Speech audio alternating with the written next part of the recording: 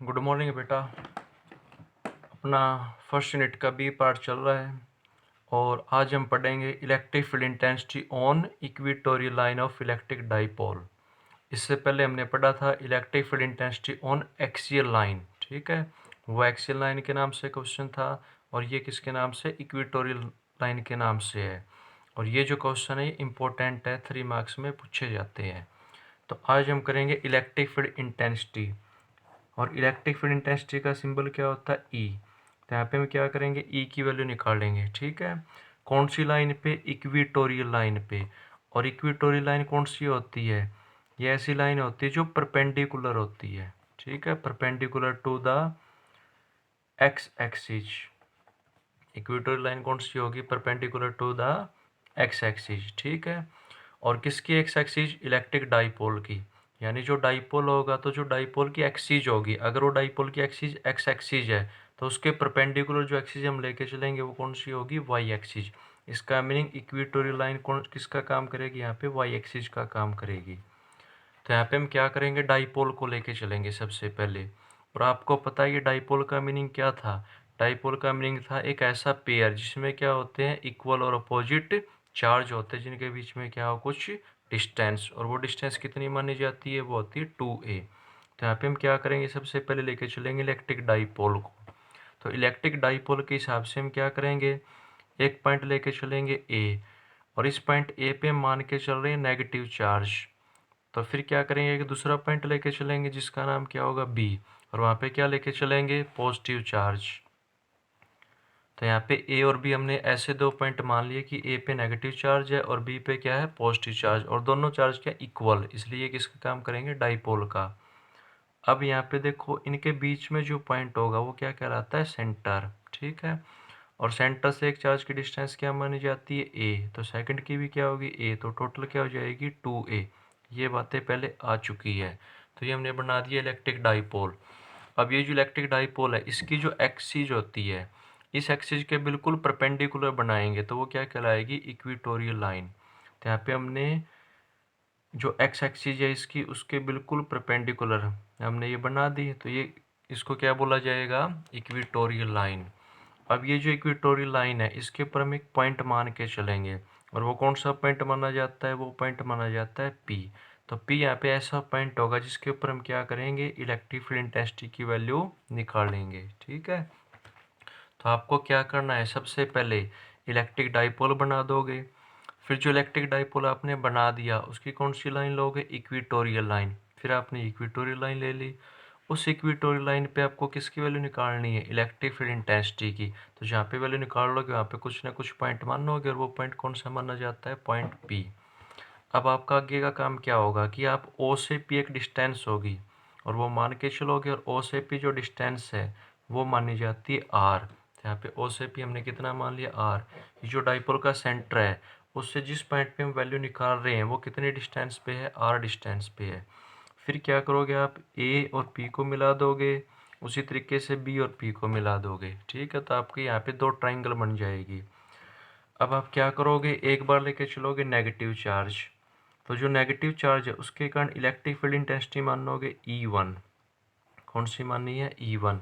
और जो positive charge होगा उसके कारण इलेक्ट्रिक फील्ड इंटेंसिटी मान के चलते E2, ठीक है।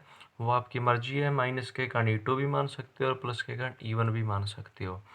अब क्या करेंगे, यहाँ पे जो इलेक्ट्रिक फील्ड इंटेंसिटी का फॉर्मूला होता है किसके कारण, पॉइंट चार्ज के कारण, वो अप्लाई करोगे। और हमें पता है इलेक्ट्रिक फील्ड इंटेंसिटी होती है 1/4πε0 Q/r²। ये किसके कारण होती है, ये इलेक्ट्रिक फील्ड इंटेंसिटी होती है किसके कारण, पॉइंट चार्ज के कारण। तो इस फॉर्मूले को अप्लाई करेंगे।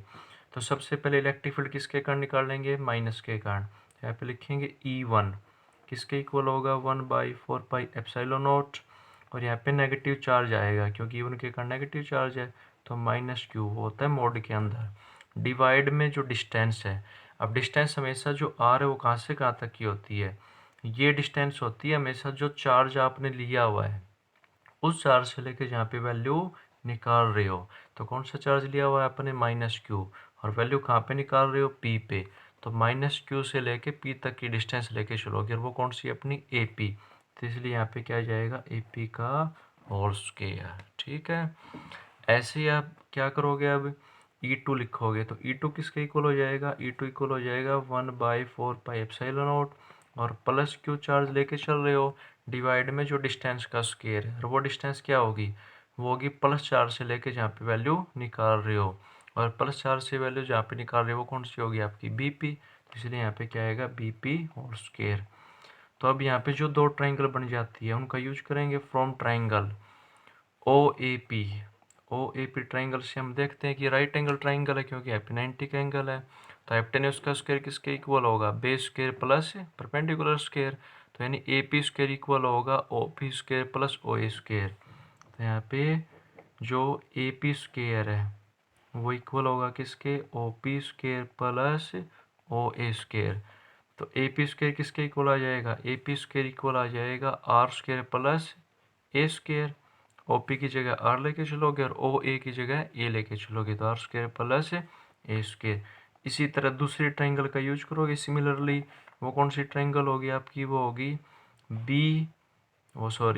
OBP। वो कौन सी होगी, OBP। तो उससे जो BP स्क्वायर हो किसके इक्वल आ जाएगा, BP स्क्वायर भी इक्वल आ जाएगा R square plus A square, तो ये भी आ जाता है R square plus A square. अब जो आपका AP स्क्वायर आ चुका है और जो आपका BP स्क्वायर आ चुका है, इन दोनों की वैल्यू पुट करोगे तो यहाँ पे जो E1 और E2 वो क्या बन जाता है, E1 बन जाएगा 1/4πε0 और माइनस Q मोड के अंदर है तो प्लस हो जाएगा, तो Q/AP स्क्वायर, और AP स्क्वायर की जगह R square plus A square. ऐसे ही क्या करोगे, सेकंड जो इलेक्ट्रिक फील्ड है E2 वो निकाल लोगे, तो वो क्या बन जाएगी 1/4πε0 और प्लस क्या, चार्ज मोड के अंदर है तो प्लस ही रहेगा, डिवाइड में BP स्क्वायर, और BP स्क्वायर किसके इक्वल, अपना R square plus A square, bracket जरूर लगानी है। तो ये हमने BP स्क्वायर की वैल्यू यहाँ पे पुट कर दी। अब क्या करेंगे, अपना काम होगा जो E1 निकालना है और E2 निकालना है, इन दोनों को कंपेयर करना है, जैसे हमने एक्स लाइन के क्वेश्चन में कंपेयर किया था। तो वहाँ पे एक इलेक्ट्रिक फील्ड इंटेंसिटी ग्रेटर थी, एक लेस थी, लेकिन यहाँ पे जब दोनों को कंपेयर करेंगे, इसको फर्स्ट इक्वेशन मान लिया, इसको हमने सेकंड मान लिया, दोनों को कंपेयर करते दोनों दोनों की जो राइट साइड है वो एक दूसरे के बिल्कुल इक्वल है, तो लेफ्ट भी क्या होगी, इक्वल। तो यहाँ से हम क्या देखते हैं, कंपेयर करने के बाद E1 और E2 एक दूसरे के क्या जाते हैं, इक्वल आ जाते हैं। ठीक है, अब इक्वल आने के बाद आप क्या करोगे, parallelogram law of vector addition का यूज करोगे। यहाँ पे यूज करोगे किसका, parallelogram law of vector addition, जो आपने +1 में पढ़ा था वेक्टर वाले चैप्टर में। तो यहाँ पे वेक्टर के हिसाब से क्या करेंगे, इस लॉ के हिसाब से क्या करेंगे, वेक्टर को ऐड करेंगे, और वेक्टर को ऐड किससे करेंगे, पैरेललोग्राम से। और अगर आपको याद हो फॉर्मूला क्या होता है, वो होता है R equal to square root A square plus B square plus 2AB cos theta, ये फॉर्मूला होता है। और यहाँ पे थीटा क्या होता है, एंगल, किसके बीच का एंगल होता है, ये A और B के बीच का, जो दो वेक्टर होते हैं। तो यहाँ पे अब क्या करोगे आप, जो आपका पॉइंट P है, इस पॉइंट P के हिसाब से आप इलेक्ट्रिक फील्ड की डायरेक्शन दिखाओगे। तो जो माइनस क्या चार्ज है आपका, माइनस क्या चार्ज के कारण इलेक्ट्रिक फील्ड क्या E1, और माइनस के कारण जो इलेक्ट्रिक फील्ड है वो कैसे होती है, आउटवर्ड या इनवर्ड। तो आपको बताया था कि अगर नेगेटिव चार्ज है तो नेगेटिव चार्ज के हिसाब से इलेक्ट्रिक फील्ड होती है इनवर्ड, तो आपका ये नेगेटिव चार्ज है तो E1 की डायरेक्शन क्या होगी, इनवर्ड यानी अंदर की तरफ, तो P पॉइंट से अंदर की तरफ चलोगे तो ये आपने दिखा दिया इलेक्ट्रिक फील्ड E1। ठीक है, अब पॉजिटिव चार्ज के कारण इलेक्ट्रिक फील्ड क्या होती है, आउटवर्ड। आपको बताया था कि इलेक्ट्रिक फील्ड की डायरेक्शन होती है पॉजिटिव से नेगेटिव, तो पॉजिटिव से क्या होगी, पॉजिटिव से तो आउटवर्ड होगी, तो पॉइंट P के हिसाब से आप क्या करोगे, इसको आउटवर्ड दिखाओगे, तो ये डायरेक्शन होगी इलेक्ट्रिक फील्ड E2 की, और इन दोनों को ऐसे एक दूसरे से मिला दोगे। तो जो P पॉइंट है, यहाँ से एक लाइन या एक वेक्टर लेके जाओगे, और ये जो वेक्टर दिखा दिया आपने बिल्कुल बीच में से, जो डायगोनल होगा इसका, तो वो किसको दिखाएगा, वो दिखाएगा रिजल्टेंट E को, जो हमें निकालना है। ठीक है, तो यहाँ पे पैरेललोग्राम का यूज करते हुए मान के चलते हैं कि यहाँ पे ये एंगल क्या है आपका, थीटा। अगर ये एंगल थीटा है तो ये लाइन बीच में से जा रही है, तो ऊपर वाला एंगल भी क्या बनेगा, थीटा। तो E1 और E2 दोनों के बीच का क्या बन जाएगा, वो बन जाएगा 2 थीटा। ठीक है, तो यहाँ पे अपना रिजल्टेंट R की जगह क्या होगा, E, तो E इक्वल टू रूट के अंदर A की जगह E1 आ जाएगा, तो E1 square plus E2 square plus 2E1 E2, और कोस आगे एंगल होता है, एंगल होता है यहाँ पे E1 और E2 के बीच का, और E1 और E2 के बीच का एंगल आपको अभी बताया था क्या होगा, 2 थीटा। तो एंगल क्या हो जाएगा, 2 थीटा हो जाएगा। तो यहाँ पे कोस 2 थीटा आएगा। अब क्या करोगे आप, आपने देखा कि E1 और E2 एक दूसरे के इक्वल है, तो यहाँ पे पुट करोगे, तो रूट के अंदर E1 स्क्वायर प्लस, अब E2 है तो E2 की जगह हम क्या रख सकते हैं, E1 रख सकते हैं। तो यहाँ पे जो E2 है उसकी जगह रखेंगे E1 प्लस 2E1, और फिर E2 की जगह फिर रखेंगे E1 कोस 2 थीटा। तो आप यहाँ पे E1 की जगह E2 रख सकते हो या E2 की जगह E1 रख सकते हो। तो E किसके इक्वल आ जाएगा आपका, E इक्वल आ जाएगा रूट के अंदर E1 square plus E1 square, तो ये बन जाएगा 2E1 square plus E1 multiply E1, तो ये बन जाएगा 2E1 स्क्वायर कोस 2 थीटा। अब क्या देखते हो आप कि यहाँ पे जो 2E1 स्क्वायर है वो कॉमन आ जाएगा, तो 2E1 स्क्वायर रूट के अंदर कॉमन आएगा, तो अंदर क्या बचेगा, यहाँ पे बचेगा 1 प्लस यहाँ पे क्या बचेगा कोस 2 थीटा। अब आपने मैथ में एक फॉर्मूला पढ़ा होगा कि 1 प्लस कोस थीटा क्या होता है, ये होता है 2 स्क्वायर, 2 कोस स्क्वायर, और जो एंगल यहाँ पे उसका हाफ यानी थीटा बाय 2। तो मैथ में एक फॉर्मूला तो अप्लाई करेंगे, तो ई किसके इक्वल आ जाएगा, रूट 2E1 स्क्वायर मल्टीप्लाई में 1 प्लस कोस 2 थीटा है, तो 1 प्लस कोस 2 थीटा का फॉर्मूला अप्लाई करोगे तो 2 कोस स्क्वायर, और 2 थीटा का हाफ करोगे तो थीटा, तो 2 कोस स्क्वायर थीटा, ये बन जाएगा। अब आप क्या देखते हो कि यहाँ पे 2 इंटू 2 करोगे तो 2 का स्क्वायर, तो रूट से बाहर आएगा 2, E1 का भी स्क्वायर है तो रूट से बाहर आएगा E1, कोस का भी स्क्वायर है तो रूट से बाहर आएगा कोस। यहाँ तक पहुँच जाते हैं। यहाँ तक पहुँचने के बाद आपका काम है E1 की वैल्यू पुट करोगे और कोस थीटा की वैल्यू पुट करोगे, उससे जो रिजल्ट आएगा वो अपना इलेक्ट्रिक फील्ड होगा ऑन इक्वेटोरियल लाइन। तो E1 की वैल्यू निकाल चुके हो, अब आप निकालोगे किसकी वैल्यू, कोस थीटा की। तो कोस थीटा की वैल्यू निकालने के लिए आप ट्राइंगल यूज करोगे, जो फिगर बनाई थी हमने, वो ट्राइंगल आप कौन सी भी यूज कर सकते हो, OAP भी यूज कर सकते हो, OBP भी यूज कर सकते हो, ठीक है। तो हम जैसे लेके चले हैं ट्राइंगल OAP, और इस ट्राइंगल के हिसाब से हमने देखा था कि आर जो अपना AP स्क्वायर है वो किसके इक्वल था, आर स्क्वायर प्लस में ए स्क्वायर।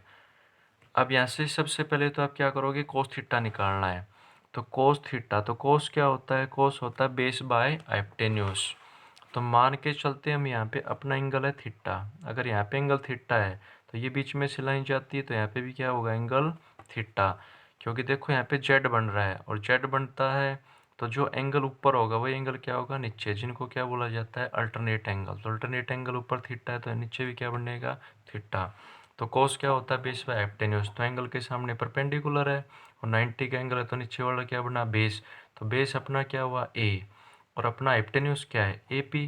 तो क्या लिखेंगे, ए डिवाइड बाय ए पी, और ए का ए रखेंगे।